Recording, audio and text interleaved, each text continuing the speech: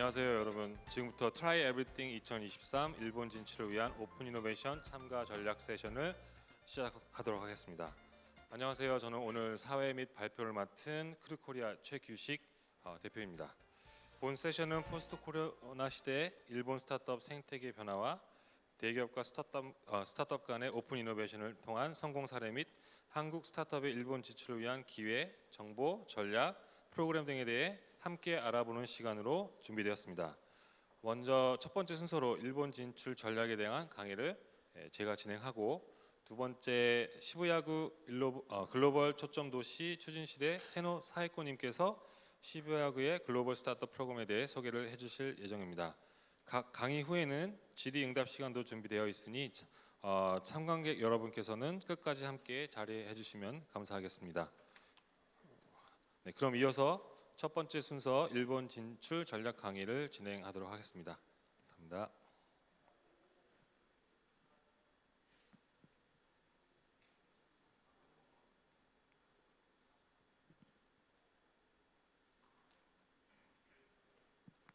네, 안녕하세요. 저는 말씀드렸듯이 크루코리아의 최규식 대표입니다. 네, 일본 시장이 지금 코로나 이후에 많이 변화가 있었습니다.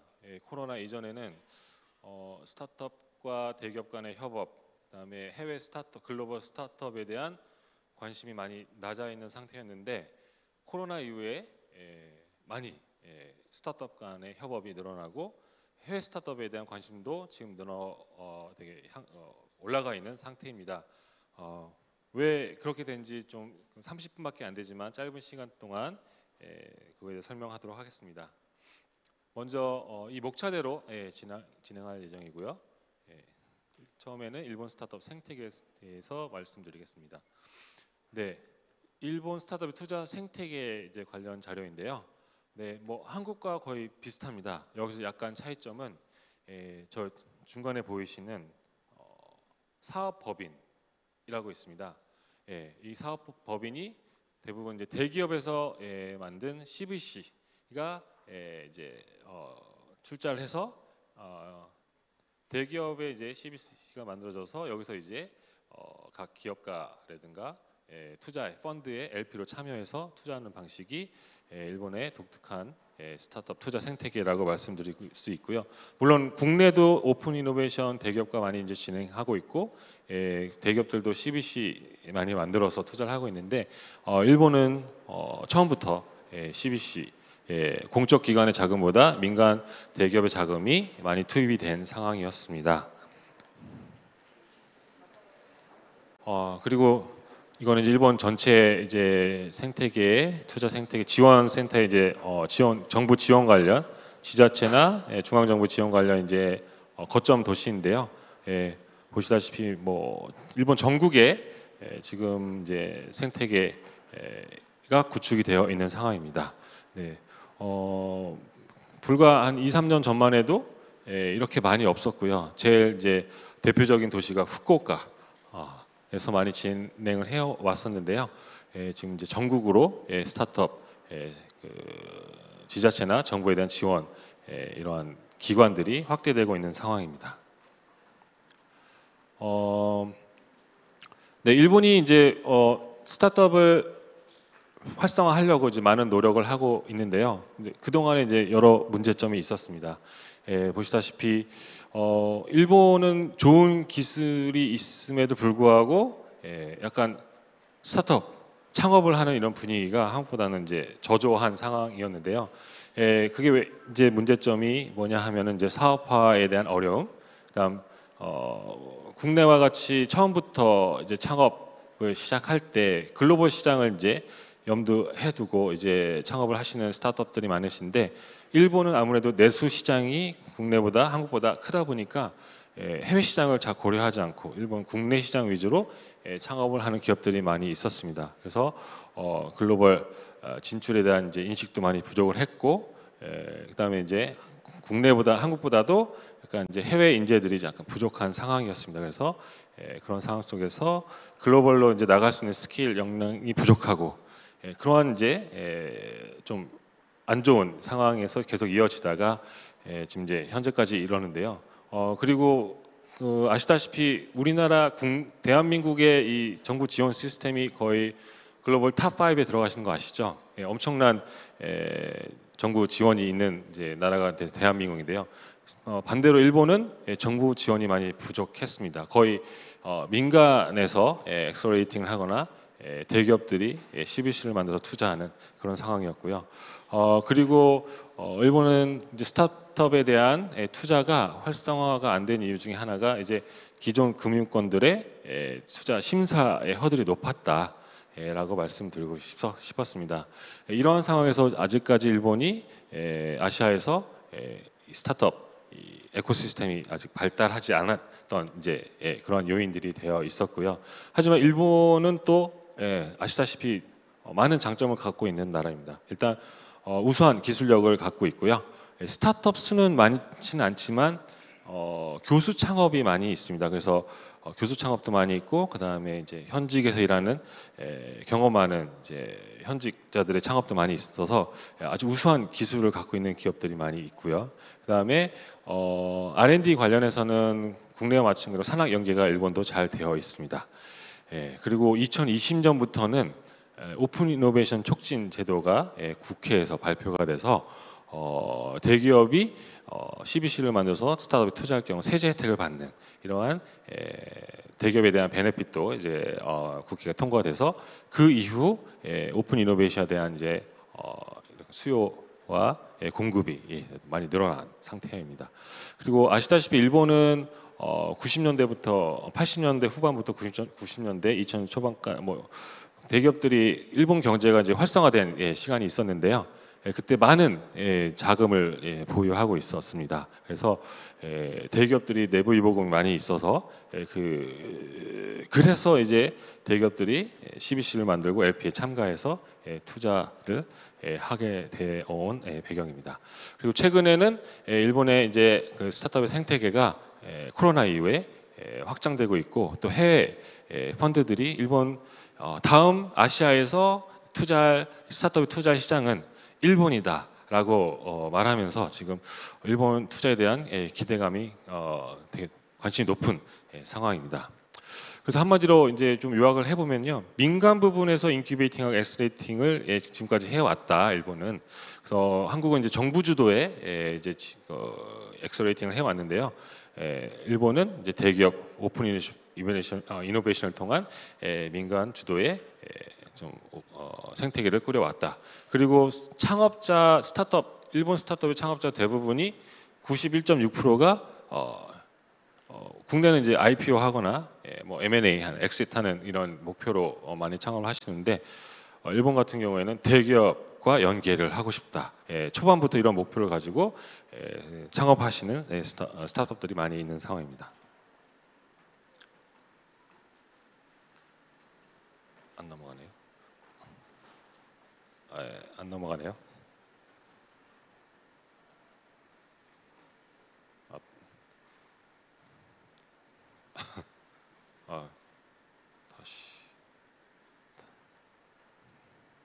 다시 부탁드릴게요.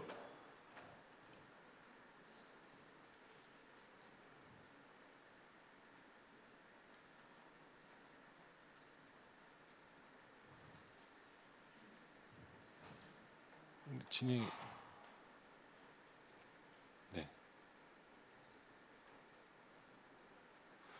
네, 그래서 이어서 말씀드리면은 이제 이게 일본 스타트업 자금 조달 추이인데요.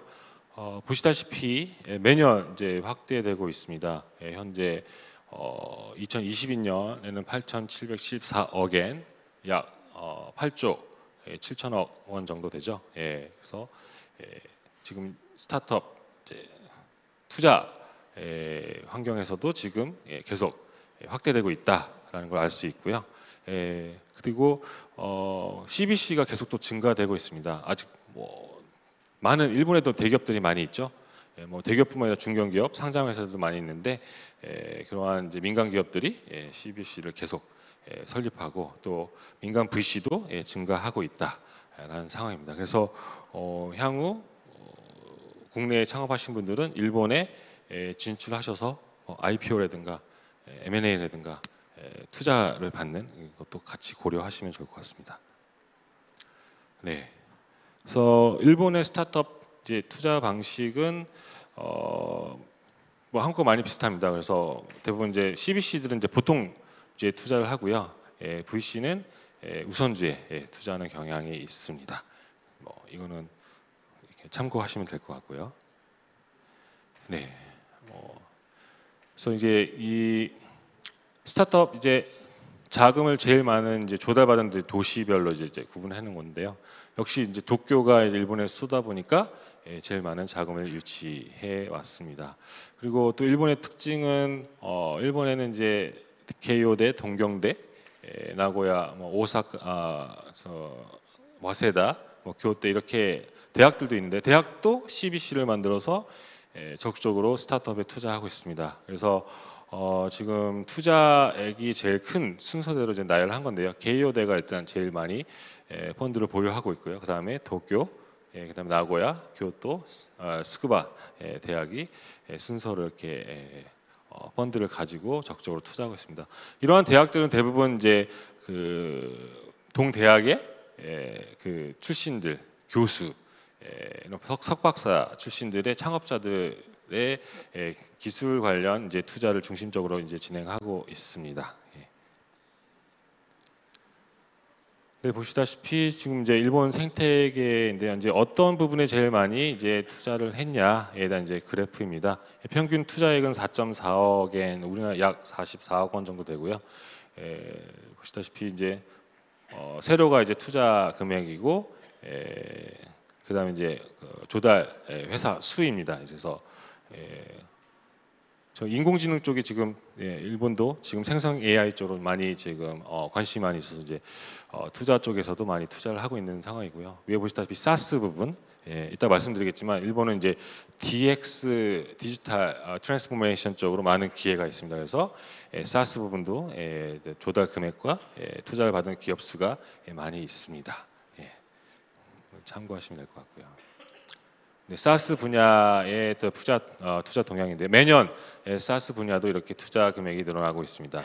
제일 많이 이제 사스 분야에서 투자 많이 받는 헬스테크 쪽이 이제 제일 많이 받았고요. 그다음에 HR 테크, 그다음에 세 번째 세일즈 마케팅, 그다음에 리걸 테크, 이제 핀테크 이런 순서로 지금 투자가 진행되고 있습니다. 핀테크 쪽이고요. 핀테크 쪽은 이제 제일 많은 부분이 결제 부분. 그 다음에 가상화폐, 그 다음에 자산운용, 그 다음에 통화, 금융이죠. 그 다음에 크라우드 펀딩 쪽으로 투자가 이루어지고 있습니다. R&D 분야고요. R&D 분야, 바이오 테크놀로지가 일단 제일 많고요.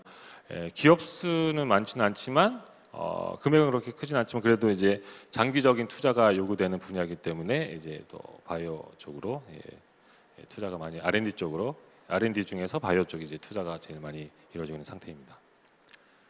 IPO 현황이고요. 일본이 한 60%가 엑시트 66% 정도가 IPO로 이제 엑시트를 하고 있고요. 나머지는 M&A로 지금 이루어지고 있습니다. 국내에는 한 80, 90%가 IPO로 알고 있고 나머지 한 10에서 20%가 M&A로 지금 엑시트를 하고 있다라는 걸로 알고 있는데요. 일본과 한국을 비교했을 경우 M&A도 또 스타트업 창업자분들이 M&A로 엑시트 할 수 있는 이런 기회가 일본에 더 있다라고 좀 말씀드리고 싶고 M&A가 한국보다는 활성화돼 있다라는 것도 말씀드리고 싶습니다.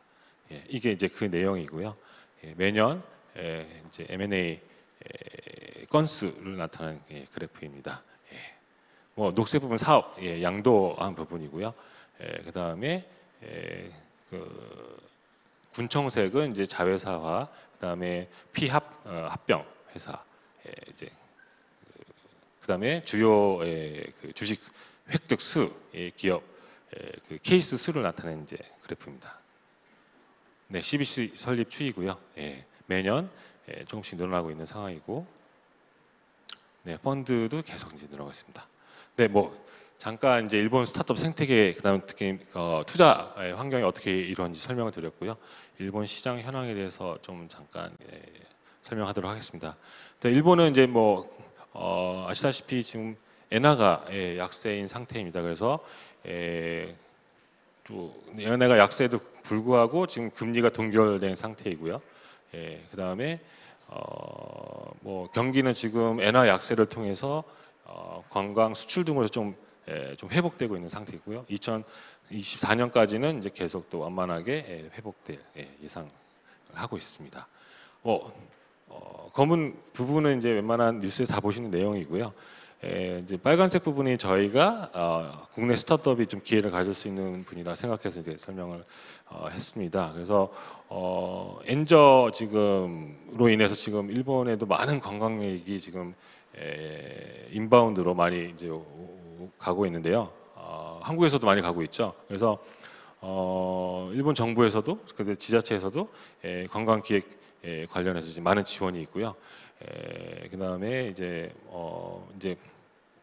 그 국제 정치에서 지금 중국과 미국에 대한 뭔가 국제 정치 문제로 인해서 공급망 문제가 있죠. 그래서 첨단 반도체 국내 생산에 대한 거점 확보에도 지금 많이 지금 투자를 하고 있습니다. 그다음에 일본도 2050년까지죠. 제로 탄소 선언을 해서 지금 계속 제로 탄소, 탈탄소 사업, 그다음에 신에너지 사업에 대해서 정부와 지자체에서 적극 지원을 하고 있고요.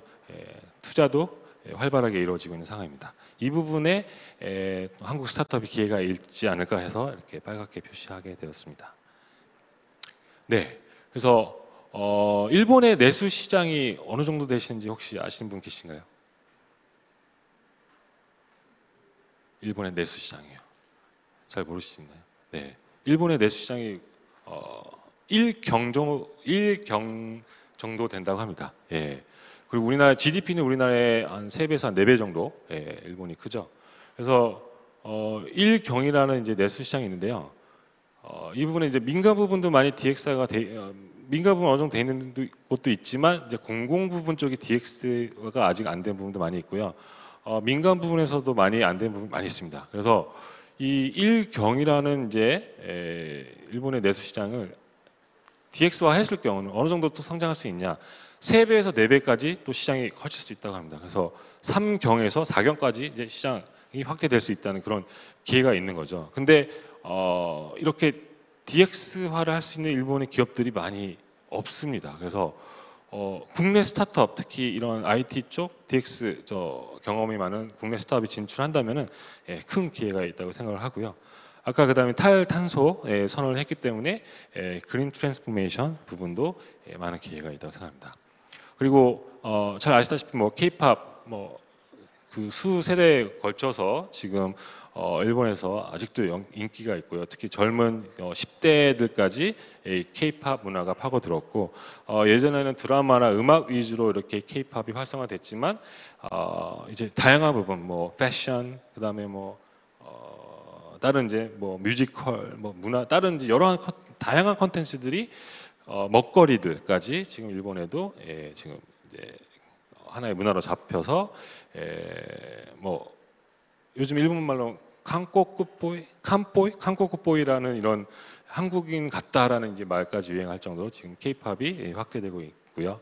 그다음에 일본 정부의 이제 이노베이션, 진흥, 스타트업 육성 정책에 따라서 더 기회가 있다고 생각합니다. 또 안 넘어가네요.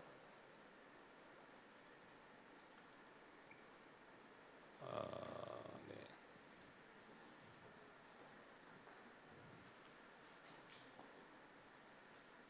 제가 이걸 자꾸 고장 내트린 건 아닌 것 같은데 잘 안 되네요. 예. 저희가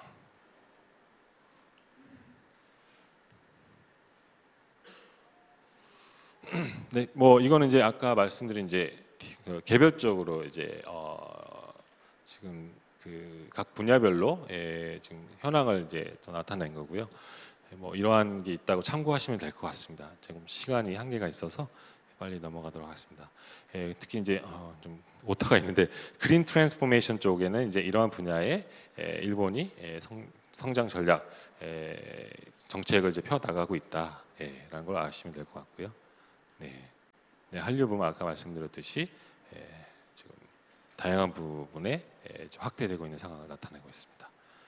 그다음에 이제 나중에 이 페이지 가시면은 이제 일본 정부에서 지원하는 이제 스타트업 정책, 다양한 이제 정보들을 또 보실 수가 있으시고요. 여기가 이제 중앙정부의 케이자이 상교쇼 경제산업성에서 운영하는 사이트입니다. 그래서 여기 가시면 이제 각 지방 지자체에서 운영하는 이제 또 이런 정보도 또 보실 수가 있고요. 이따가 제 발표 이후에 시부야구의 세노 또 상세하게 시부야구에 대한 지원도 말씀드릴 예정입니다. 이건 좀 말씀드리고 싶은 게요. 일본도 여러 경제 동맹에 가입되어 있습니다. 그래서 보시다시피 지금 한국하고 겹쳐 있는 이제 경제 동맹 보시면은 RCEP라는 이제 경제 동맹이 있고요. 이건 이제 중국 주도로 이제 이렇게 만들어진 국제 경제 동맹인데요. 왜 이걸 설명드리냐면요. 저희가 대부분 그 국내에서 생산을 중국에서 많이 이제 생산을 하시잖아요. 그러다가 이제 일본에 이제 수출할 경우에는 이 RCEP에 가입한 이제 증명서를 이제 제출하면은 또 이런 관세 또 혜택도 받을 수 있습니다. 그래서 결국에는 이제 나중에 무관세가 될 건데요. 아직까지 그래도 지금 과정 중이라 100%는 아니지만 이러한 혜택도 나중에 고려하셔서 진출하시면 좋겠다. 그래서 저희가 이제 한일 간에 이제 거의 최초 FTA라고 이제 할 수 있는 RCEP 출범으로 여기 써 있는 것처럼 이제 다양한 품목의 관세 철폐가 이루어질 예상이고요. 그다음에 그로 인해서 한국산 화장품, 건강식품, 의료, 패션, 가공식품에 대한 수입이 증가 예상이다. 그래서 이러한 이제 니즈가 있다라는 것을 기억해 주시면 도움이 될 것 같습니다. 네, 일본 시장 진출 전략이고요. 이거는 제가 주관적으로 쓴 거예요. 그래서 여기에 조금 기분 나쁜 말이 있으시더라도 이거는 이제 절대적인 게 아니라 상대적인 거라 좀 그냥 참고하시면 좋을 것 같습니다. 제가 지금 일본하고 이렇게 일을 한 지 한 20년 됐습니다. 일본에서도 한 8년 동안 일을 했고요. 그래서 제가 느낀 건 이제 일본과 뭔가 같이 일할 때 제일 중요한 게 뭐냐? 뭐 이거는 일본뿐만 아니라 다른 나라도 마찬가지일 것 같아요. 그 나라 사람을 이해하는 게 제일 중요할 것 같아요. 근데 대부분의 이제 한국 분들은 생김새가 뭐 한국 분들하고 일본 분이 제일 그래도 비슷하게 생겼죠. 그리고 제일 가까운 나라고. 그래서 많이 오해를 하시는 것 같아요. 우리의 이 멘탈리티와 일본 분들의 멘탈리티가 거의 비슷하지 않을까. 그리고 사업도 비슷하게 하지 않을까라는 많은 착각과 오해를 하고 계십니다. 거기서부터 스타트가 이제 잘못되기 때문에 일본 사업이 잘 안 되는 경우를 저는 이제 많이 경험을 했거든요. 그래서 일본 사람을 먼저, 일본 분들을 먼저 이해하는 게 중요하다. 어떠한 성향인지. 그러면은 이제 일본 기업이 어떤 또 성향인지도 또 분명히 파악이 될 것 같아요. 그래서 먼저 일본에 이제 진출할 때 제일 중요한 거는 일본 분들을 충분히 이해하고 그거에 대해서 뭔가 그 성향을 파악하고 대응할 수 있는 그런 준비를 하는 게 중요하다고 생각합니다. 그리고 오늘 뭐 일본 진출 전략에 대한 제가 뭐 좀 짧은 시간에 말씀드리지만 기본적인 이제 조건이 있죠. 일단은 제품성, 서비스성, 시장성은 당연히 파악을 하시고 그다음에 준비를 하시고 이제 가야 된다고 생각합니다. 그다음에 법적, 제도적 이해, 언어적 능력, 문화적 이해, 뭐 1번, 2번, 3번, 5번, 6번, 7번 뭐 일반적인 얘기라 조금 넘어가겠고요. 제일 중요한 건 이제 현지 법인장 이게 되게 중요하다고 생각해요. 이제 제가 아는 얼마 전에 한국 콘텐츠진흥원에서 하는 이제 한국 콘텐츠진흥원이 아니고 한국관광공사에서 하는 이제 이런 이벤트에 참가했는데 어떤 스타트업이 이 말씀을 하시더라고요. 법인장 한 분만 잘 두면은 모든 게 다 해결된다. 뭐 당연히 저 법인장의 능력에 따라서 엄청난 네트워크, 엄청난 이제 또 조직력, 운영 능력, 이런 경영 능력을 갖고 있겠죠. 제일 중요한 것 같고요. 만약에 좋은 법인장을 못 찾더라도 이렇게 좋은 이제 이런 조직력이 있으면 충분히 일본 시장에서 대항할 수 있지 않을까. 뭐 처음부터 스타트업이 해외 진출하기 쉽지 않죠. 그래서 제일 중요한 거는 어떤 파트너를 만나냐가 제일 중요한 것 같아요. 만약에 현지 직접 진출을 안 하신다면은. 그래서 그 파트너에 따라서 운명이 결정될 거다라고 감히 말씀드리고 싶습니다. 이런 걸 이제 준비하시면 좋을 것 같고요. 네, 뭐 일본의 이제 많은 이제 외국 기업이 진출하는데 이거는 참고로 일단 보시면 될 것 같습니다. 예. 네, 이건 이제 코트라에서 이제 분석한 거예요. 그래서 뭐 수학 분석인데 일본 같은 경우에는 뭐 강점과 기회가 있지만 이렇게 약점과 위협도 있다라고 참고하시면 될 것 같고요. 그래서 결론적으로는 아까 제가 말씀드린 어떠한 기회가 일본에 있을까를 중점적으로 보시면 될 것 같아요. 아까 말씀드린 DX, GX, K-팝, 그 다음에 신성장 분야 쪽으로 보시면 될 것 같습니다. 네. 그래서 제가 간단하게 저에게 제가 크루 이제 코리아의 대표다 보니까 여러분들이 이제 어떤 일본 엑셀레이터나 일본에 있는 어떤 파트너와 뭐 이건 예시예요. 이런 식으로 사업을 전개하면 좋지 않을까라고 좀 정리한 겁니다. 그래서 여기 데지털 하리우드 다이가크라고 있는데요. 저희가 제가 얼마 전에 만났는데 저희 크루보다 조금 앞단에 팀 빌딩이라든가 시드 투자에 대해서 활발하게 일본에서 지원하고 있는 회사입니다. 뭐 디지털 할리우드 잘 활용하셔가지고 만약 일본에 진출하실 경우 이제 인재가 필요하잖아요. 아까 말씀드린 좋은 뭐 현지 법인장이라든가 아니면 임원들, 직원들 필요하신데 이 대학에서 많은 그런 팀 빌딩을 해주더라고요. 그래서 성공 사례도 많이 있습니다. 그 다음에 설립을 하신 후에 저희 이제 크루 같은 민간 엑셀레이터를 활용하셔서 좋은 파트너 찾으시고 사업화 하시고 그 다음에 저희 이제 뭐 뒤에 이제 주요 주주인데요. 저희 이제 투자 기관인 뭐 인큐베이트 펀드라든가 뭐 많은 이제 VC들 일본에 있죠. 투자를 받으시고 또 고도하시고. 여기 보시면 특징이 뭐냐면 제가 작년에 이거를 성공시켰는데요. 여러분들이 일본 진출할 때 일본 시장만 가신다고 생각을 하시는데 일본을 진출하면요 타 시장의 기회도 또 생깁니다. 예를 들면 아시다시피 일본이 동남아 시장에 적극적으로 진출해서 많은 자산과 네트워크를 갖고 있습니다. 네, 그래서 작년에 제가 A라는 스타트업을 이제 일본의 대기업에 소개했는데 지금은 동남아까지 확대되는 그 사업을 그 기업과 공동으로 진행하고 있습니다. 그런 기회도 놓치지 않으면 좋겠습니다. 네. 이건 저희가 이제 현재 운영하고 있는 이제 제 전략 프로그램이고요. 예. 저희 이제 크루 같은 경우에는 이제 주로 대기업 오픈 이노베이션을 진행하고 있습니다. 가끔 이런 질문을 하시더라고요. 오픈 이노베이션은 그냥 대기업과 스타트업을 그냥 소개만 해주는 게 아닌가요? 라고 말씀하시더라고요. 그건 아니고요. 국내 오픈 이노베이션은 어떻게 진행되는지 모르겠지만 저희는 오픈 이노베이션 한 6개월에서 9개월 정도 진행이 됩니다. 왜냐면은 저희가 이제 오픈 이노베이션을 진행한다고 해서 대기업하고 바로 협업을 하는 게 아니고요. 6개월에서 9개월 동안 대기업의 이제 오픈 이노베이션 이제 추진하는 부서가 있습니다. 그리고 스타트업이 있고요. 그래서 그 대기업의 추진 부서와 이 스타트업의 합을 6개월 동안 계속 진행을 합니다. 그래서 한 팀이 돼서요. 같이 자료도 만들고 같이 비즈니스 모델도 만듭니다.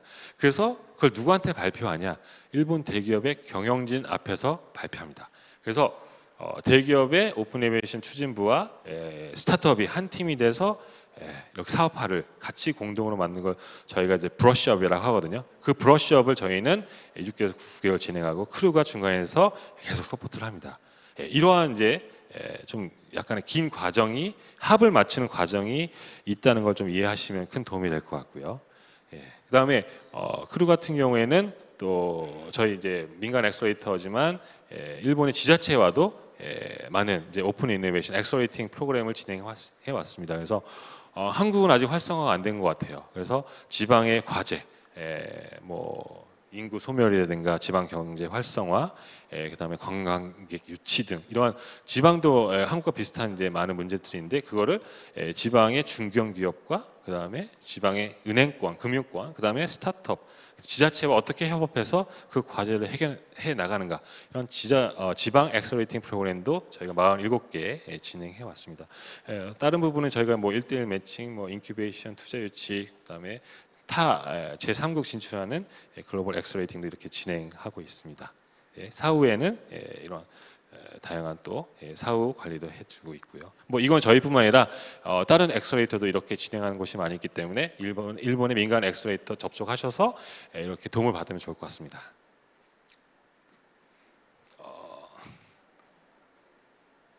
네, 또 네, 일단 시간이 얼마 된지 좀 확인을 하고 네.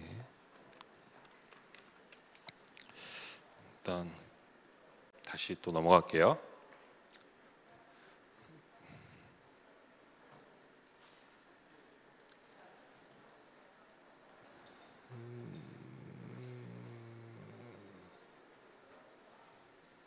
네, 아까 말씀드린 오픈 이노베이션의 구조고요. 뭐 이거는 설명드렸으니까 금방 이해하실 거라고 생각합니다. 네, 아까 말씀드린 전국 오픈 이노베이션 이제 엑셀레이팅 지방 문제 해결을 위한 엑셀레이팅 및 오픈 이노베이션 프로세스고요. 네, 이거는 제가 이제 별도로 만든 장표인데요. 제가 실제로 실행한 사례를 설명드리겠습니다. 일본이 이제 한국 스타트업들이 일본 기업과 매칭을 해서 많은 이제 파트너십을 이제 구축하려고 하는데 코로나 이전에 제가 일본을 한 8년 동안 계속 왔다 갔다 하면서 무슨 보따리상처럼 한국 스타트업 제품 들고 막 각 기업을 돌아다니면서 소개한 적이 많이 있었습니다. 근데 잘 안 됐어요. 솔직히 말씀드리면. 그때는 솔직히 일본 대기업들도 스타트업 협업에 대한 관심이 없었고 한국의 스타트업들도 아직 이제 좀 시간이 좀 뭐죠? 이제 스타트업 생태계가 이제 막 꾸려진 지 한 3, 4년 후여가지고 좋은 기업들이 아직 성숙한 기업들이 많이 없었던 상황입니다. 근데 최근에는 이제 한국 스타트업들도 업력이 이제 길고 실적이 많이 좋은 스타트업도 많이 나왔죠. 그래서 우수한 스타트업들이 많은데 그래도 저는 여기서 말씀드리고 싶은 게 일본의 상장 기업에 컨택을 하시라고 말씀드리고 싶어요. 일본의 대부분의 상장 기업들 보시면 이제 모회사가 있고 자회사가 있죠. 자회사들도 이제 상장 회사가 있고 비상장 회사가 있습니다. 저희가 이제 저희가 작년에 타겟하는 건 비상장 회사입니다. IPO를 준비하고 있는 비상장 회사에 접촉을 하시면은 더 빠른 프로세스로 협업을 만들 수가 있다. 물론 그 기업과 여러분들의 스타트업의 뭔가 비즈니스 모델이 협력 가능한 그 비즈니스 모델이어야 되겠죠.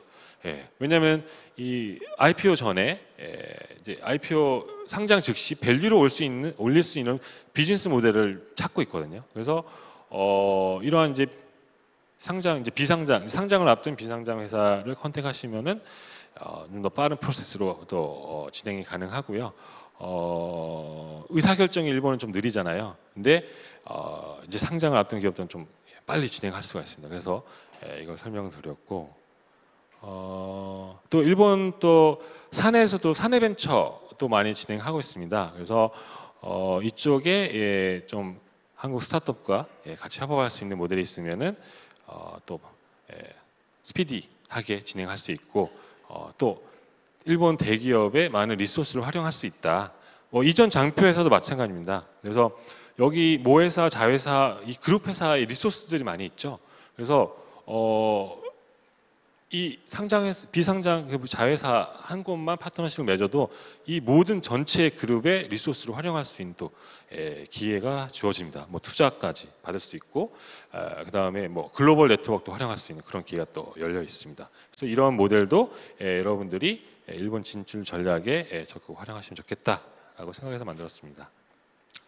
네, 이거는 이제 작년에 말씀드린 이제 석세스 케이스고요. 한국 스타트업이 이제 프리 IPO 자회사가 있었습니다. 그래서 작년에 제가 멘토링하고 한 1개월 안에 멘칭을 해서 한 3개월 안에 계약까지 했습니다. 그래서 왜냐면 이제 IPO를 올해 이제 해서 IPO 성공했거든요. 그래서 지금 이렇게 계약 관계를 맺었고요. 이 회사가 또 이 그룹 회사가 또 해외 네트워크도 있었습니다. 그래서 올해의 3월에 서비스 런칭하고 올해 8월에 또 글로벌 서비스도 런칭하게 됐습니다. 그러면 스타트업 입장에서는 일본뿐만 아니라 또 타 국가까지 진출할 수 있는 스케일업을 빨리 할 수 있는 이렇게 기회가 주어질 수가 있죠. 네. 그래서 아까 그 설명을 드렸고요. 네. 이것도 아까 말씀드린 또 베트남에 또 해외 지사가 있기 때문에 또 비슷한 사례입니다. 네. 이런 식으로 여러분도 접근할 수 있다. 않을까라고 생각해서 이렇게 또 설명드렸습니다. 이건 제가 조금 말씀드리기가 그런데, 많은 이제 한국 기업들이 일본에 많이 진출합니다. 근데 아시다시피 우리나라의 저기 어디죠? 배달의 민족?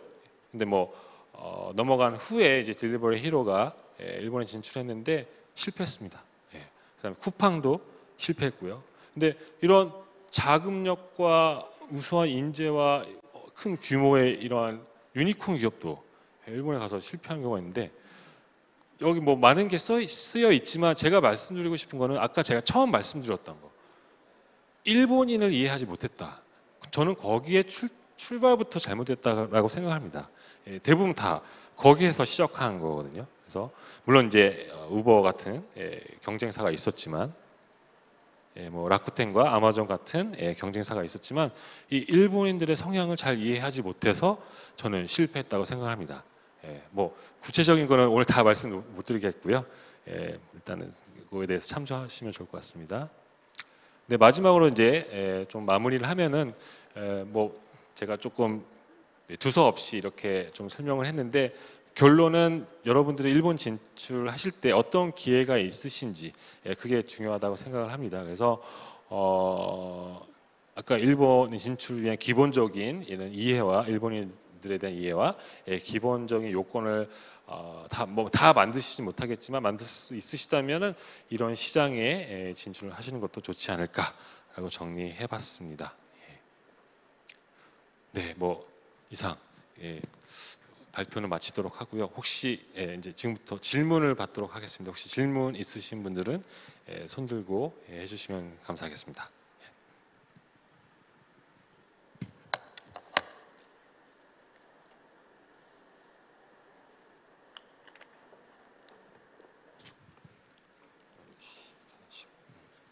네, 없으신가요? 네, 그러면 없으신 걸로 알고 다음으로 넘어가겠습니다. 그러면 저는 이상 일본 진출 전략에 대해서 강의를 마치도록 하겠습니다. 감사합니다.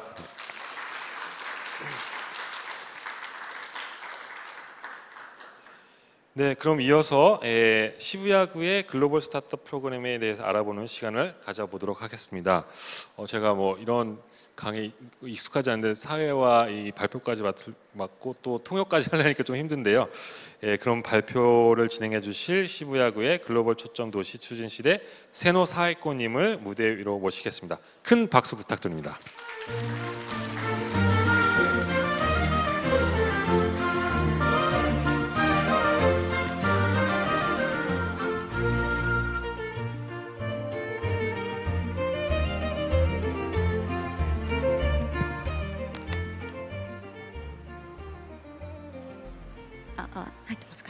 안녕하세요. 안녕하십니까. 한국어로 먼저 인사드렸습니다. 네, 제 이름 소개드렸습니다.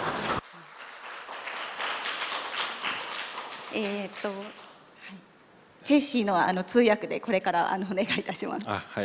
네, 제가 통역을 하도록 하겠습니다. 私は東京の渋谷というところでスタートアップ支援を担当しております。 네, 저는 도쿄도 시부야구의 스타트업 지원 담당을 맡고 있습니다. 渋谷スタートアップサポートという私たちの渋谷区の今回の支援について説明させていただく機会をありがとうございます。 네, 시부야구 그 지원 프로그램에 설명해 줄 수 있는 기회를 주셔서 감사합니다. 감사합니다. ところで皆さん渋谷区って聞いたことありますか？渋谷区聞いたことある方。 시부야구를 아시는 분 계신가요? 들어본 적 있으신 분은 손 들어 주십시오. 嬉しいです。ありがとうございます。渋谷に来たことある方いらっしゃいますか？ 시부야구에 가보신 적 있으신 분들 손 들어 주세요. ありがとうございます。 감사합니다. 渋谷か東京に住んだこともある方。 시부야나 도쿄에 살아보신 적이 있으신 분 손 들어 주세요. 네. 嬉しいです。ありがとうございます。 네, 되게 기쁩니다. 감사합니다. 割と皆さん渋谷を知っていただいているので、渋谷がどんな街かというところをご存知なのかなと思うんですけど、簡単に渋谷の街を説明させていただきたいと思います。 네, 시부야에 살아셨던 분도 계시고 시부야 잘 알고 있으신 것 같아서 시부야에 대해서 간단히 설명하도록 하겠습니다. something wrong.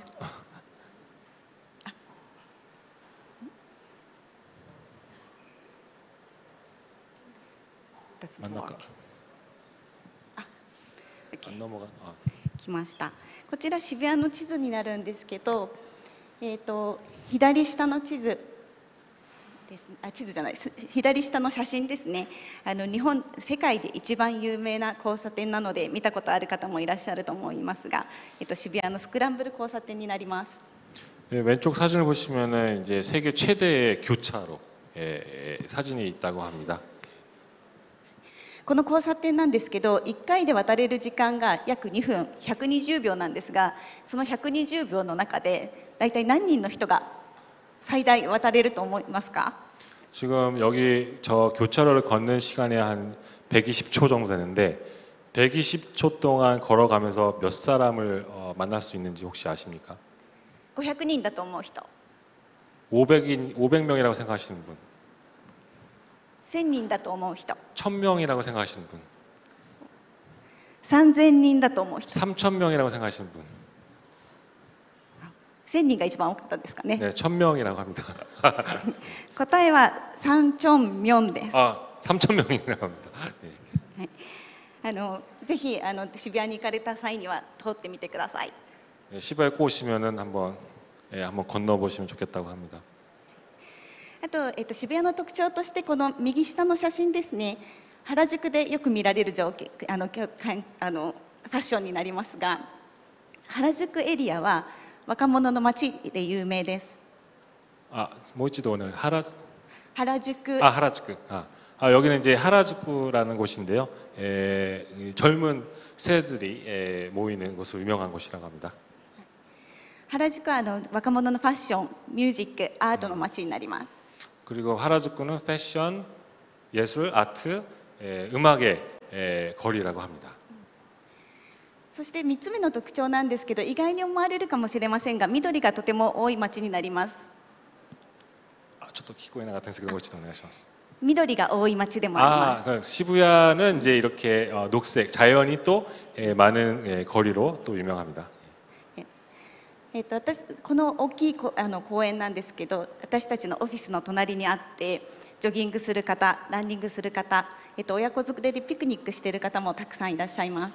네, 지금 새로운상께서 일하시는 사무실 옆에 저주 장소가 있는데 거기서 산책이나 러닝, 그 다음에 아이들 데려와서 이렇게 많은 분들이 걷고 있다고 합니다.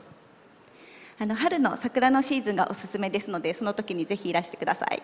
네, 봄에는 이제 사쿠라 이제 벚꽃이 피기 때문에 그때는 꼭 오셔서 보면 좋겠다고 합니다.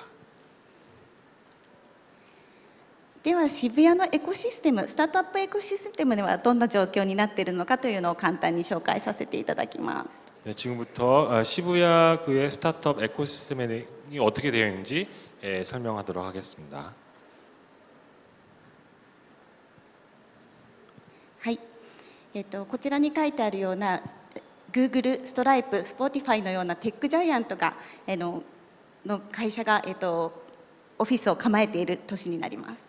네, 지금 구글하고 스트라이프, 그다음 스포티파이 같은 이제 큰 기업이 이 시부야에 있습니다. 渋谷駅周辺を中心にスタートアップ数は約2000、そして VC は60、アクセラレートプログラムは10、コワーキングスペースが100あるような特徴です。 네, 시부야역 중심으로 스타트업이 한 2,000개 기업이 있고요. 그다음에 VC가 60개, 그다음에 엑셀러레이팅 프로그램이 10개 운영되고 있고, 코워킹 스페이스가 100개소 정도 운영되고 있습니다.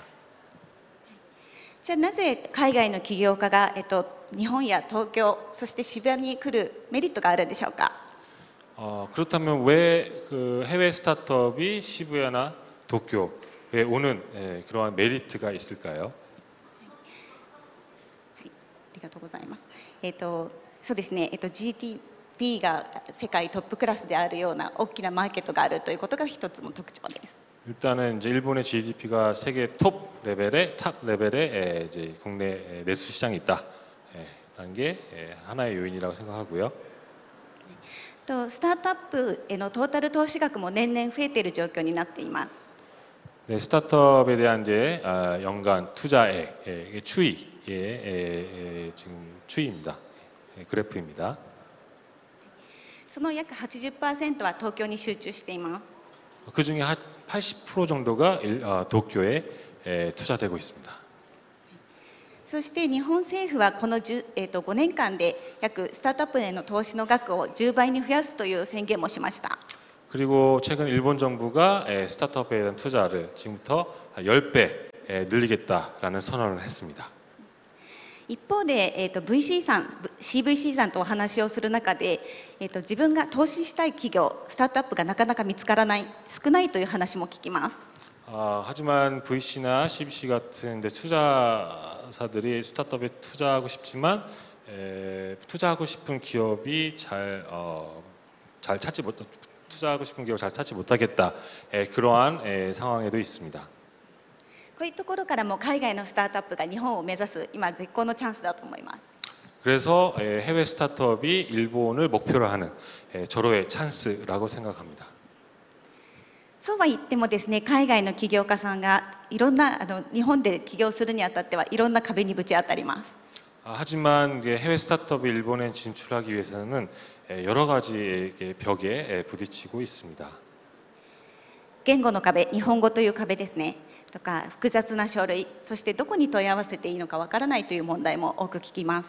네, 일단은 언어 문제, 일본어 문제, 그 다음에 커뮤니케이션 문제, 그 다음에 그 프로세스, 그 다음에 어디에 문제가 발생했을 경우 어디에 문의를 해야 될지 모르겠다 하는 이러한 다양한 문제들이 있습니다.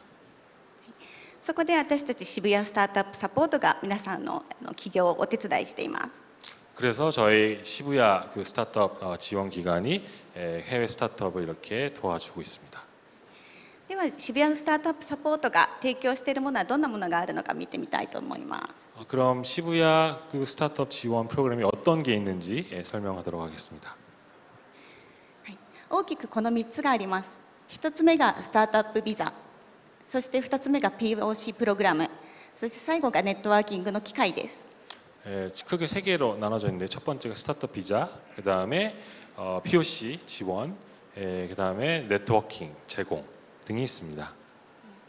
スタートアップビザというのはですね、外国の起業家が日本で起業するにあたっては経営管理ビザというものが必要になるんですけど、そのビザを最初から取得するのはなかなかハードルが高いです。 처음에 이제 일본에 진출하시고 회사를 설립하시면은 비자를 발급받으셨는데 경영 관리 비자라는 비자를 처음에 취득할 수 있는데 이 비자를 받기가 좀 어렵습니다. そのため、起業の準備として最長1年間日本に滞在できるというのがこのスタートアップビザになります。 그래서 최대 1년간 일본에 있어서 경영할 수 있도록 비자 이제 스타트업 비자를 1년간 발급해서 지원하고 있습니다.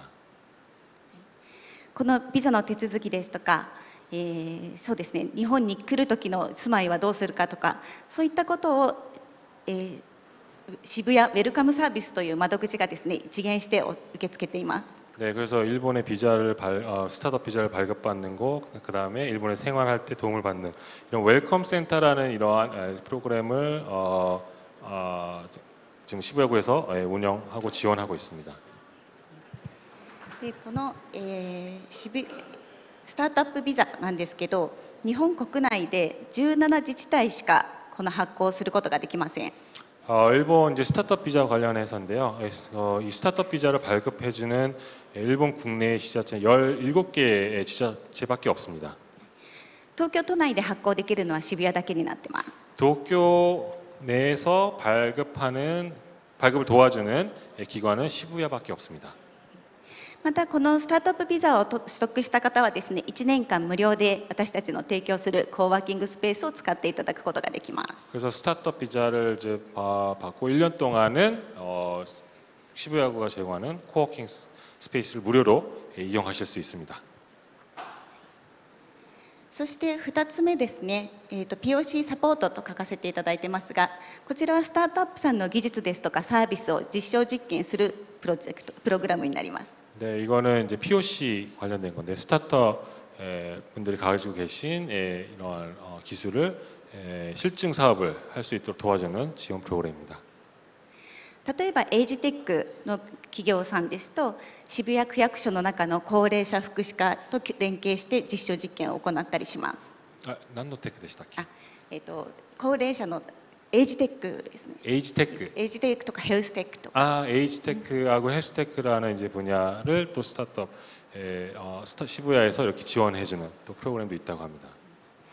2C 向けのサービスであれば、渋谷区には住民の方が、約1200人ぐらいモニターとして登録してくださっているので、その方たちにお試しいただいてフィードバックをいただくこともできます。 B2C 관련해서는 시부야구에 1200명 정도의 시민분들이 참가하는 모니터 하시는 분들이 계시는데 그분들한테 피드백을 받을 수 있도록 이렇게 지원도 할 수 있다고 합니다.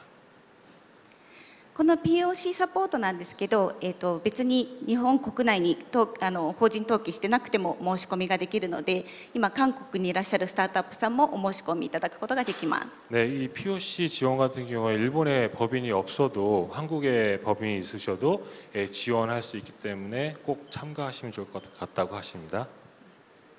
そして3つ目ですね、ネットワーキングのオポチュニティなんですけれども、私たちのコミュニティに入っていただければ VC さんですとか、あといろんな企業さんと会う機会があります。ネットワーキングをする機会があります。 네, 지금 이제 세 번째는 네트워킹 기회인데요. 저희 프로그램에 참가하시면은 VC라든가 투자사들, 그 다음에 사업화 파트너들 이렇게 다양한 분야의 네트워킹을 지원해드립니다. 先週は、韓国からですね、約10ぐらいのスタートアップさんが来てくださって、ネットワーキング VC さんたちとのネットワーキングのイベントも開催しました。 지난주에는 한 10개 한국 스타트업이 시부야로 오셔가지고 VC 분들과 이렇게 함께하는 네트워킹을 지원했었습니다. ではスタートアップビザのターゲットフィールドはどういうところになるのかを説明させていただきます。 그 스타트업 비자를 타겟팅하는 기업이 어떤 기업이 되는지 설명하도록 하겠습니다.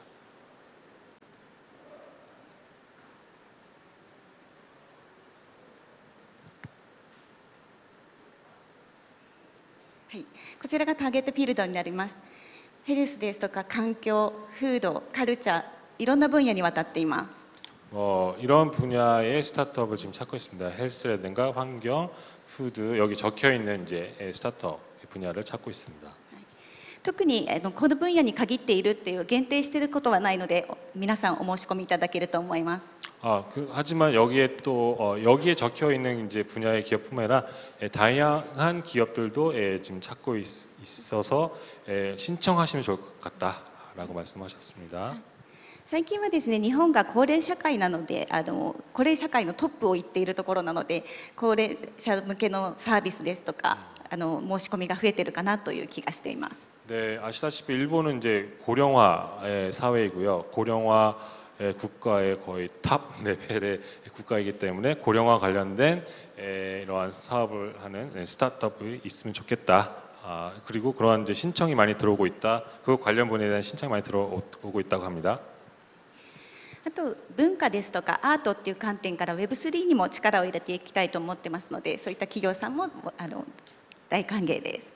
그래서 문화라든가 예술 쪽, 그다음에 웹3 관련해서도 지금 이제 중점적으로 지원하고 있기 때문에 그쪽 분야도 신청해 주시면 좋겠다라고 하십니다. では先輩ビザホルダーたちのごく一部なんですけれども、スタートアップビザっていう制度を始めたのが、約2年前ぐらいになるんですが、始めた頃コロナだったので割とアジアからの申し込みが多いかなと思っていたんですが、意外と蓋を開けてみるとヨーロッパ、アメリカが多かったです。 저희가 이 프로그램을 진행한 지 한 2년이 됐는데요. 저희 프로그램 진행했을 당시에 코로나가 발생했던 당시고요. 그래서 코로나 때문에 아시아 국가에서 많이 신청할 줄 알았는데 의외로 유럽에서 많이 신청했다고 합니다. ビザホルダーのうちの一番多い国がアメリカになります。 아메리카가 アメリカ 一番. 一番スタートアップビザホルダーで一 그래서 番多い。 처음에 미국 쪽 스타트업이 제일 많다고 합니다. でアジアがすごく少なくてですね、まだ韓国のスタートアップさんでこのビザホルダーのビザを取られた方がいらっしゃらないので、ぜひ韓国からもいらしていただきたいと思ってます。 아시아 스타트업이 꽤 적기 때문에 한국 스타트업 분들이 여기 오셔서 신청하셔서 비자를 취득하시면 좋겠다라고 하십니다. で私たちですね、スタートアップをサポートしていると言っても渋谷区だけ、区役所だけでできることっていうのはすごく限られています。 저희가 이제 스타트업 지원을 하고 있지만 이제 시부야 구에서 이제 지원하는 게 좀 제한적입니다.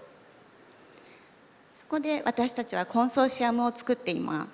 그래서 저희는 콘소시엄을 만들었습니다. はい、最初設立当初はですね20社ぐらいの小さなコンソーシアムだったんですけれども、今はだいたい今ここ180になってますが190を超える企業が参加しています。 처음에 한 20개사가 참가하는 작은 콘소시엄이었지만 지금은 190개 정도 되는 기업이 참가하는 콘소시엄으로 바뀌었습니다. クルーさんもその会社のうちの一つです。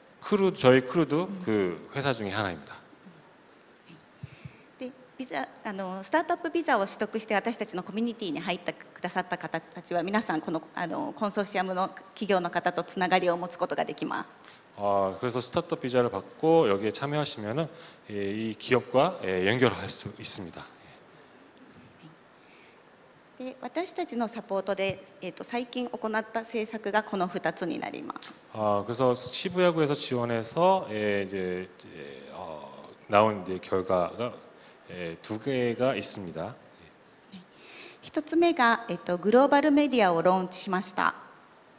처음에는 글로벌 미디어를 런칭했다고 합니다. はい、名前はブラックボックスというものになります。 이건 이제 블랙박스라는 이제 이름으로 런칭을 했습니다.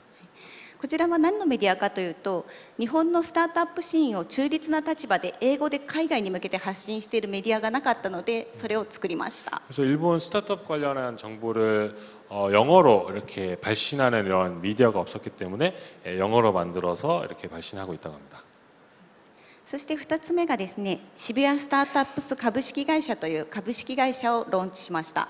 그래서 시부야 스타트업株式会社 시부야 스타트업株式会社 시부야 스타트업 주식회사라는 주식회사를 런칭했다고 합니다. これはですね、アクセラのようなものなんですけれども、いわゆるアクセラプログラムを何ヶ月間か実施するというものではありません。 그래서 이거는 이제 엑셀러레이팅 프로그램이지만 뭐 수개월 동안 이렇게 진행하는 엑셀러레이팅 프로그램은 아니라고 합니다. 支援するスタートアップさんの要望に応じてハンズオンでサポートするような会社です。 그래서 스타트업 이제 지원하는 스타트업의 니즈에 따라서 대응하는 그런 방식의 회사라고 합니다. ぜひですね、今の話を聞いて渋谷、東京に興味があるという方はですね、こちらでウェブサイトあるいはリンクドインをフォローしていただいて、最新の情報をキャッチアップしていただければと思います。감사합니다. 지금 이제 보시는 QR 코드를 이용하셔서 도쿄도나 시부야대 지원의 이런 프로그램에 대한 정보를 얻으시면 좋겠습니다. 감사합니다.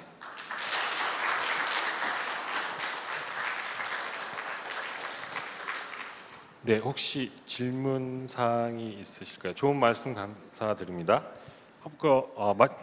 다시 한번 큰 박수 부탁드리겠습니다. 네, 이어서 질문을 받아보겠습니다. 혹시 질문 있으신 분들은 질문 있으시다고 합니다.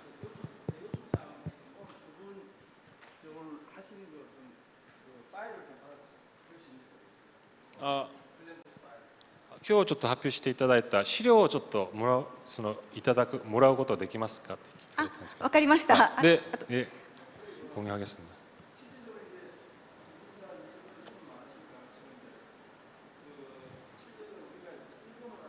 네.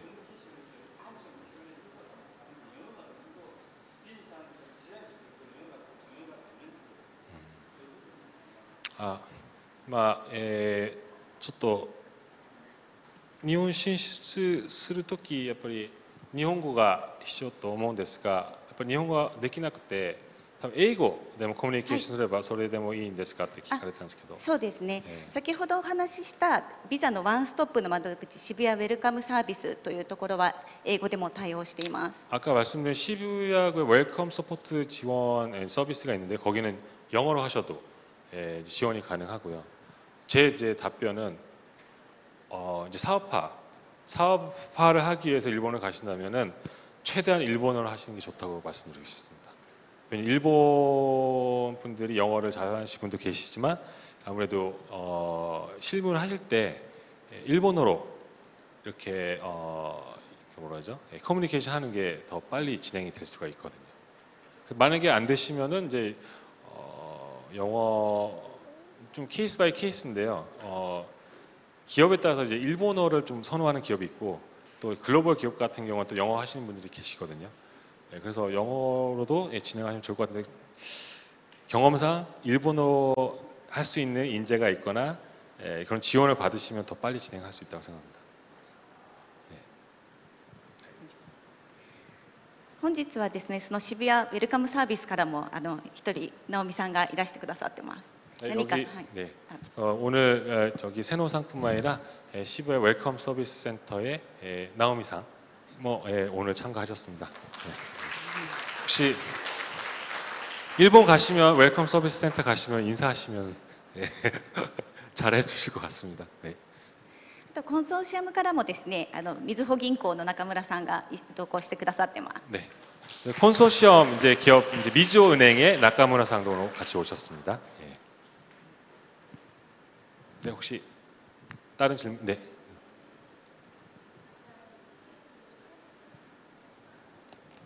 그 스타트업 지원 프로그램 그 지원한 세 가지 있었던 거 설명 잘 들었는데 이제 그 지원을 할 수 있는 뭐 자격이 있는 건지 아니면 뭐 비용이 있는 건지 어떤 조건이 있는지 좀 알고 싶습니다. まずさっき渋谷の3つのプログラムを説明していただいてありがとうございました。で、そのプログラムを支援するために何か資格とか条件とか費用とかはありませんか？費用はかかりません。 비용은 발생하지 않습니다. で、資格というところもですね、特に資格というのは必要ないです。で、ウェルカムサービス、そのスタートアップビザ申し込むにあたってはビジネスプランができているかどうかっていうところになります。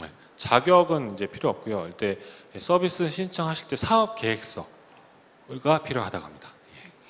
そして、書類を出していただいて、書類の中でこのビジネスプランとかサービスがすごく渋谷にマッチしているということであれば、その書類審査をパスして、次のステップとしてはウェブで行ってオンラインのインタビューがあります。 일단은 이제 시부야 그가 진행하는 이제 사업 분야와 잘 맞는 이제 사업 계획이라면은 이제 그게 통과가 되고 그다음에 그 서류가 통과된 후에는 온라인으로 이렇게 진행한다고 합니다. 한 가지 추가 질문 더 네. 해도 그러면 그 비즈니스가 꼭 시부야에 한정이 되지 않고 일본 전체라던가 도쿄라던가 이렇게 확장이 돼도 상관없는 건지 아니면 시부야 구에서만 일어날 수 있는 비즈니스여야만 하는지. その目指しているビジネスは事業分野は渋谷のみだけじゃなくて日本全国をターゲティングして実施してもいいということですよね。 日本全国で大丈夫です。特に渋谷だけに限らないで大丈夫。 시부야에 한정되지는 않고 사업 전체 일본 전국으로 하는 건 상관없다. 大丈夫ですか？ 네. 질문 여기 있습니다.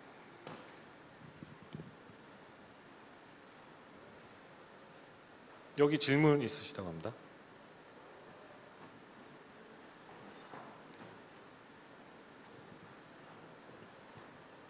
저기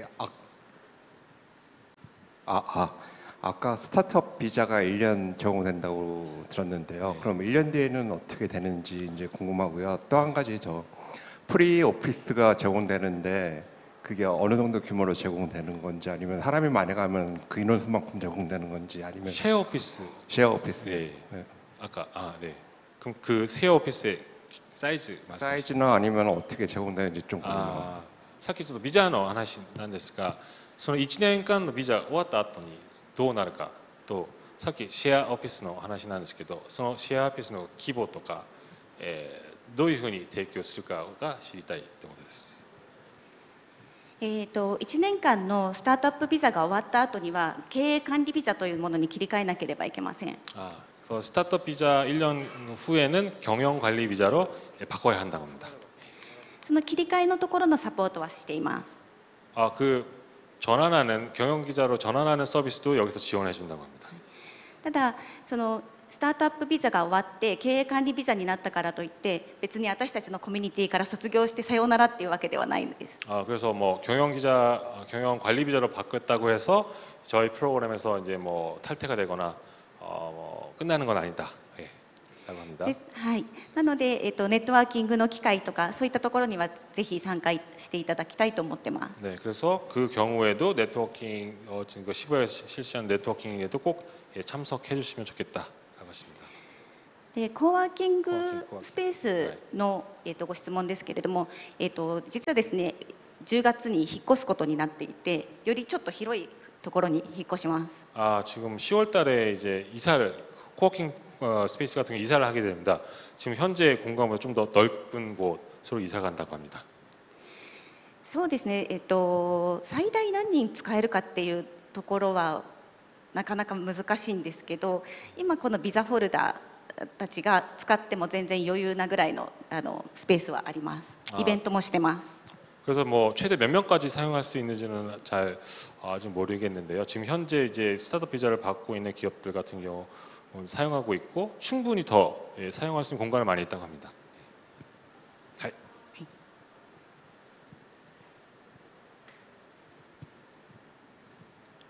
또 질문 네, 저쪽에.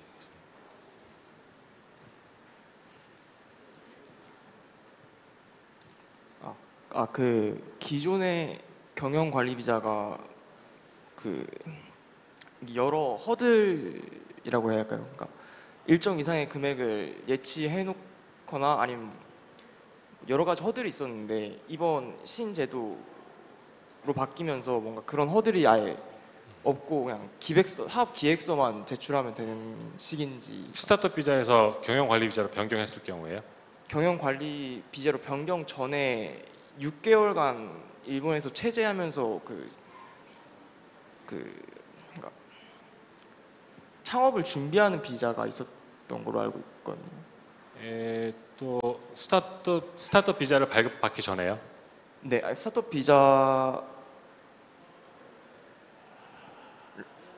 비자를 발급받고 이후에 경영 비자로 바뀌는 걸로 알고 있는데 네. 그 이전 제도가 이제 반년간 일본에서 생활을 하면서 창업을 준비를 하고 그 이후에 창업을 해서 이제 경영 관리 비자로 넘어가는 식인 걸로 알고 있었거든요. 근데 네. 그 과정, 그러니까 그 전 준비하는 과정, 그 6개월짜리 비자를 따기 위해서는 이제 여러 가지 허들이 있었는데 그런 허들 같은 게 없어진 건지가 今ちょっとわからないんですけど、そのスタートビザ、経営管理ビザに切り替える前に、そのそれを申し込むためにはやっぱり 6ヶ月間日本に滞在しなきゃいけない条件があったんですけど、そういうことはもうないってことでしょうかとの質問でした。経営管理ビザを取得する条件っていうのは特になんかその前に6ヶ月住んでなきゃいけないっていう条件はないです。で経営管理ビザの条件としては資本金が500万以上、あと個室のオフィス、鍵付きの個室のオフィスがあるかっていうところが条件になってきてて、その前に何ヶ月間住んでなきゃいけないっていう条件は経営管理ビザには特にはない。 경영관리 비자를 받기 위해서 6개월 동안 아까 말씀하신 몇 개월 동안 일본에 있어야 되는 이러한 조건은 없다고 합니다.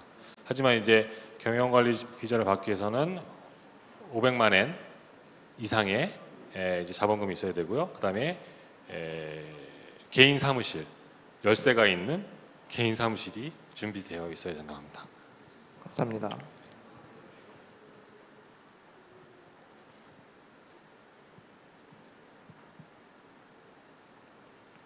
네, 또 질문하실 분 계신가요? 안 계신 것 같아서 그러면은 마무리하도록 하겠습니다. 네. 예.